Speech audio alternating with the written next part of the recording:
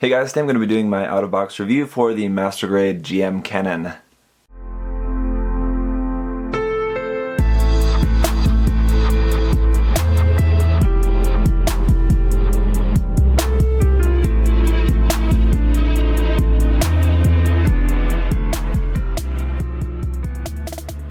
So here it is, all snapped up, and it's looking pretty snappy indeed. You gotta love the really retro kind of design going on here. It has a really cool look to it for sure. It's very familiar. As I was snapping this kit up, and once I had it, like all the main body, the mobile suit done, I couldn't help but feel like it looked very familiar. Possibly looking very much like a robot from a different anime. Very familiar indeed. But anyway, it is a really cool design. There's a lot to like here, especially like if you're a fan of GMs, if you're a fan of like MSV designs, or like just First Gundam as a series, or just mobile suits with big guns attached to them. This one is pretty cool, and I gotta say, I was a little bit surprised actually. The cannon on the shoulder is like a little bit bigger than I expected it to be, like compared to the mobile suit, like just from the images or something. Images that I saw, it just didn't seem to be this large, but then once I actually built the kit here and I can look at it like in person, it's like, oh, it's kind of bigger than I expected. Not that that really has anything to do with anything, but just something that I did notice. So overall, the build quality, of course, is really super nice. As we saw in the unboxing, it's based off of the 2.0 Gundam design, which is then used in the 2.0 GM, which is then the majority of what this kit is, with some new parts there for the torso, a couple new parts there for the back of the head, a couple new parts there for the lower legs, and everything else is pretty much the same, just in a little bit different colors in some areas. Overall, the kit is not really all that detailed on the outside, and I think that's fine because I think that actually goes well with the look of it, with it having this kind of like retro kind of look. If it was overly detailed, I think it wouldn't really, I mean, it would look cool, but it would definitely have a different look to it. So the fact that there's just not a whole lot of surface detail, we just have a whole lot of just wide open spaces, I think that just kind of matches the kind of retro feel of this design, to be honest. So here we have a red sticker there for the camera on the top of the head. That's a clear blue part, but it's supposed to be red, so you could just leave it clear blue if you want. But I went ahead and just stuck on that red foil sticker there, and then one on the back as well, but again, that's just a clear blue part that feeds through there on the head. As you can see in the visor, a lot of detail there underneath, so if you went ahead and like painted that with some silver paint or something in there, you could do some really nice detail painting.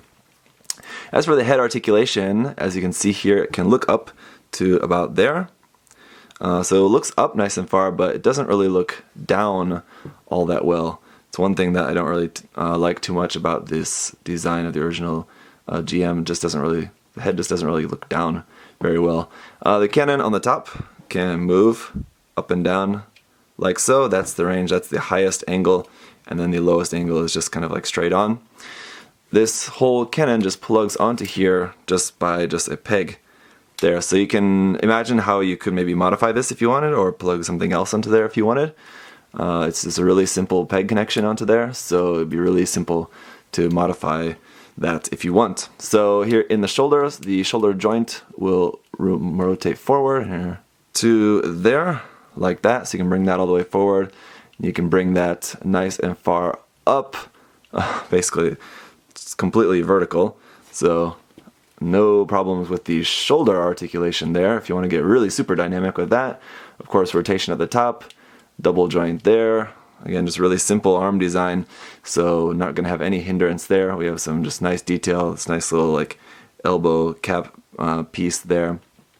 And then here in the forearms, we have a joint in the wrist, so we have the hand is able to move back and forth.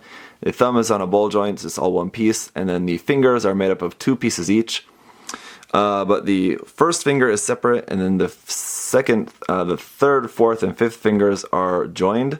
But you can cut them apart. You just have to cut right there, and you can actually then have each finger totally articulated separately. The ends of the fingers are separately articulated, but like the first part is joined together. But again, yeah, just take your hobby knife and just slice those apart. Very, very simple to do. Here in the chest, the cockpit does open up. You just open up that part like that. It doesn't really open up all that much. There is a pilot figure seated inside there. It's really hard to see. It's basically impossible. You kind of have to open up that inner hatch there as well too. It's just not really too much point to that. As for the articulation here in the waist, there's some, but as you can see here, trying to move it forward, and it's just kind of hitting here, this top part of the crotch and the cockpit hatch just kind of hitting into each other. So it's not really going to move forward all that much. The other thing I'm noticing is that just when you're trying to move around this, it just kind of comes off very easily. We do have the kind of core block in there. You could take that out, I guess, if you wanted. But anyway, so as for like the stomach articulation, it's not too good. Either that or I'm doing something wrong. Here for this like yellow V detail there, that's just molded all just in black here with this part. So you just have the yellow sticker sticking over that, unfortunately. The front skirts move up and like that. The side skirts move up and come off very easily as soon as you move them up. The back skirt is a little bit different for this version, as it has these two square pegs here. That's for plugging on the extra ammo. For that, we have one extra ammo set for the cannon, and you can just plug that onto here. You could plug both on if you wanted, but that just goes on there like that. Up in the waist, the legs can move pretty much straight out like that, almost perfectly straight to 180 degrees for the legs. Of course, we're going to have some rotation there at the top and a nice full double joint here. Yeah, that connection just doesn't really seem to be working well, or I'm doing something wrong. But anyway, again, really nice kneecap part there. I like that aspect of the design. And then when that's closed up, and then we do have like the ankle armor is there. So like the main armor of the leg is not actually used. You would think that like that's in there and then you're putting these red parts on top of that, but actually the main white, what would be white armor for the lower leg is not in there. It's just these red parts, but we do have the ankle armor is there, but it's also just kind of mostly hidden. The foot bends in two places like that. So it's got that bend and it'll go forward to there and then down kind of that far. Not a whole lot, but it's enough. And then the ankles will move side to side a little bit, but they're pretty hindered by just this kind of large bell-bottom shape of the lower leg. So that's pretty much it for the articulation. And then we do have some other accessories for you because, of course, that giant mounted cannon is not really enough firepower when you could have more, right? So here we have the beam spray gun, really nicely detailed, just for a very simple little gun. It's really nicely detailed. Unfortunately, there's not really anywhere you can attach it onto the mobile suit. It would have been nice if this had like a fold-out peg on it that you could peg this onto the back skirt or even peg it onto the side skirt or something. I think that would be a very, very simple thing to do if you wanted to. Or even when you're building it, just build it and in a certain way, just drill out a part inside there and like put a magnet in there. And then set a magnet onto like the inside of the side skirt, and then I think that it could like stick onto the side skirt really easily if you wanted, or onto the back skirt like here or something like that. Could be pretty cool. Or even like on the backpack, you have this like side part of the backpack here. You could, I don't know, maybe even stick it onto there. I don't know, but you do have that, and of course it just holds into the hand like normal. It has this little peg in the handle like that. And then we have the Hyper Bazooka. So a really cool bazooka here in white and gray. The front handle will move just a little bit forward and back like that for helping you get that up over the shoulder. Then just really nice detail all around on this. This one does have a little peg that folds out, but nowhere to actually plug that into. So again, that would really just be a matter of just drilling a hole. I mean, obviously this is a square piece, but if you just drill a circle that has just the right measurement, the square will fit into it fine. So then you could attach this onto the back skirt, but then of course you can't use this ammo piece on here. I don't know, you could stick the ammo piece like here on the side of the backpack and stick the bazooka on the back like that. Yeah, that's another thing that you could do. I don't think this is really supposed to do this, but you could attach this peg into the back of the arm. It actually does fit, just plugged onto the back of the arm like that. Just kind of a cool look. I have to admit, that's actually kind of interesting. So yeah, don't really think it's supposed to do that, but I guess you can do that. And then we have just the standard like Gundam type or EFSF shield here. So this just has the standard connection here. This whole mount will slide up and down. It just has the handle, it rotates like that. This part which plugs into the back of the arm where I now have the bazooka plugged in. You could have switched this around and held it in the other arm. You just rotate that around like that and have the shield held in this arm. So yeah, just standard, cool. Then we have just a standard action base connector for plugging this onto an action base 1. And can't forget about the waterside decals. So this is the waterside decal sheet again for this kit. It's got some numbers in big and small, some EFSF logos there, and then just some striping and caution markings, arrows, and things like that. Not really a whole lot, but enough. I think it should look pretty cool. And then because this is a P-Bandai kit and like reusing runners and things like that, there's a lot of leftover parts. So we've just got all kinds of leftover parts for the legs, for the head armor, backpack armor, chest armor, leg armor, arm armor, pretty much everywhere. A few of the more notable leftover pieces is number one, the pilot figure. I don't know if this is like sort of a leftover piece or an accessory, but anyway, it's not really particularly necessarily related to this mobile suit, but we do have this small little 1/100 scale pilot figure. Other notable leftover parts is the beam saber handles. So we don't get any beam saber effect parts in this, but we do have 2 beam saber handles that you could use for something if you have leftover beam saber effect parts from a different kit, which we all do. So you have those that you can use with something. So kind of like the one main thing that really just made me not decide to buy this kit for myself was just the GM's head. And as much as I like grunt mobile suits, and I like the kind of like retro MSV styling of this for sure, but it's just the GM's head to me. It's just not really to my liking. It's just like a round ball shape. I just wish it had a little bit more interesting shape to it.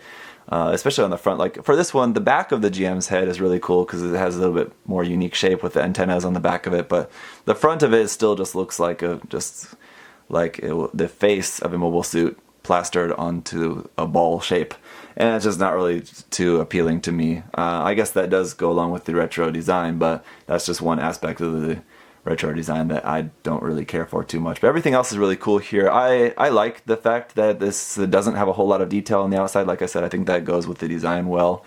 You know, having a lot of detail on the outside of kits is cool sometimes, but sometimes I just like a kit, and once this is all painted up, I think this will look really cool. I mean, the colors that it's molded in are really nice. So, I mean, even if you weren't going to paint this, I mean, this is a kit that you could just do a little tiny bit of panel lining in the areas where it does have a little bit of detail, and you know, it would look really great on your shelf. But you know, of course, if you are going to paint it, it will. I think all those open spaces will look nice with just a couple little detail water slides here and there, and that's it. I think, but again, that's just personal taste, I suppose.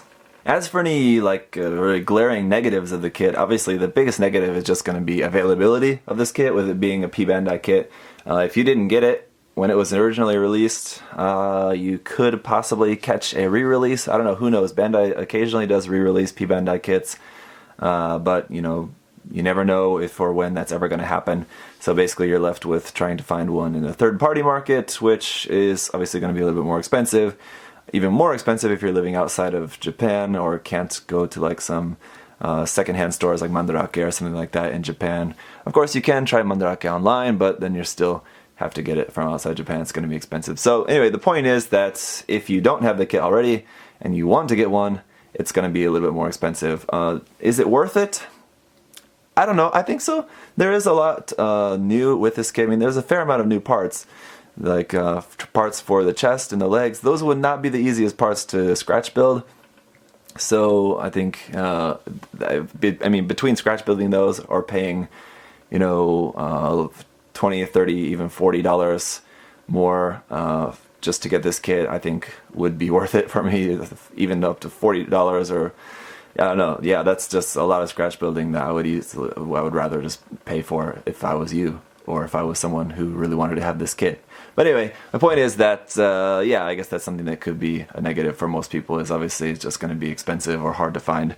The other thing is just that the lack of exterior detail might seem kind of disappointing to some people who really want to have a really nicely detailed kit. I mean, for master grade, it has a really fantastic frame, that's to be sure, but some people just really like to have a lot of exterior detail, and this just doesn't really have that. So I don't know. On the plus side, though, I think it does come with a lot of weapon options, which is quite cool, considering that's kind of the majority of like the promo images and things we see of this kit pretty much show it just without any other accessories, just the GM with its mounted cannon.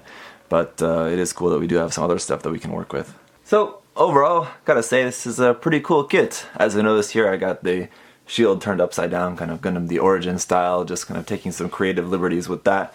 But yeah, it is just some cool stuff that you can do with the accessories that you get with this kit. So overall, very, very cool. Just want to say thank you once again to my good friend Alex for letting me borrow this kit, snap it up, and share it with you guys so that you guys can have a look at this if this is something that you maybe want to try to track down for yourself. Hopefully this review was helpful in that. So if you guys do have any other questions or comments, of course, you can leave those down below.